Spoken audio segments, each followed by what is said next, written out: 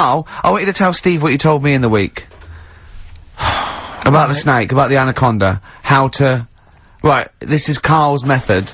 He's not scared of the anaconda. The 30-foot long, biggest, scariest snake. No, you were talking about stuff, weren't you, about in jungles and that, and animals. That's what we do. Yeah. Right. And I remember reading about, say if you're in the jungle, and you get tired and you go to sleep, right, and you sort of wake up and you feel something on your leg, and you look down, and it's an anaconda, right? Yes. And it's swallowing your feet. Because apparently they always go from the feet up. They never eat you from the head. So, okay. Should I save these points to the end? Cause make a list of the points. Cause they always eat head first, cause the way the fur goes, where they have to take a capybara or even a rat, they take it from the head first. Make a point. Okay, make some notes. Okay, so that's wrong. We'll come back to next, later. go on, so they always eat you from the feet, go on. So they swallow in your feet, and it's said on the website, if you wake up and you see this anaconda doing that, sort of eating away at your feet, don't panic. Don't panic. I'm just writing this down. Don't panic. Well done. Okay, go on. Don't try and kick it off. Okay. Just let it sort of swallow you. But only up to your knees.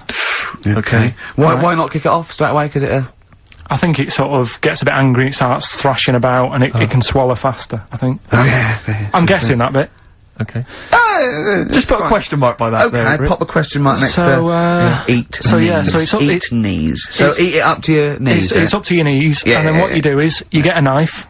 Yeah. Okay. And you cut. And how do you get a knife? Do you walk over to the kitchen? I was gonna pop over, get knife. Where's that coming from? Get the knife. You always have a knife. Okay. Always have a knife, of course you do. Otherwise you're a fool. Always have a knife, okay? Well, come on. Yeah. If you're gonna go into a jungle... Always have a knife, okay. Always have a knife, yeah. Simple. Could I just suggest something? You know, suppose you're wearing combat trousers, and the knife is actually in the trousers by the knee, the sort of pocket by the knee. What happens then? I suppose you could still reach into the mouth, couldn't you? So anyway, you've got a knife. Let's say you've got a knife. Let's say you've fallen asleep, the anaconda's chewing your feet, you let it eat up to the knees, you've got a knife, what do you do then, Carl? Right.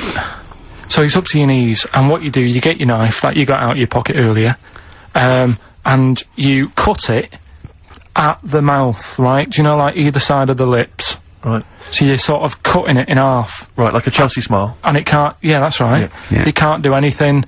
It wasn't ready for that. It can't move about because it's got, like, your legs in its mouth. And peel it off and walk away. Okay. My main point, really, is this, Carl. Never will an anaconda or any constrictor, python, boa constrictor, just start eating a sleeping man. He will crush you to death first. That's why they're called constrictors. They're not called gobblers, are they? Or holy swallowers. They're called constrictors. Why would he start eating something? Is that how they take down antelope? Just start chewing their leg? Oh, it's gone off. I'll tell you what, lads. They get together, the snakes got there and said, I'll tell you what, we're losing a lot of prey by just living at their ankles. They're running away. Let's crush them to death first so they can't move, then we can swallow them. You're a fool. So anyway, right, so I was telling him this bit of information because we started a feature last week. Well, week before. Sorry, Carl, can we just go back to the crushing you to death first? Yeah, but, well, I read it. He's won there. He's beating you there, Rick. Okay. Did it say what to do if it starts crushing you to death first? No. Did it say what to do? Supposing it had this meeting, and it started crushing you, and you woke up and it was actually round your chest. And every time you tried to take a breath and breathe that a little bit, it just tightened its grip, because it can feel that. What'd you do then?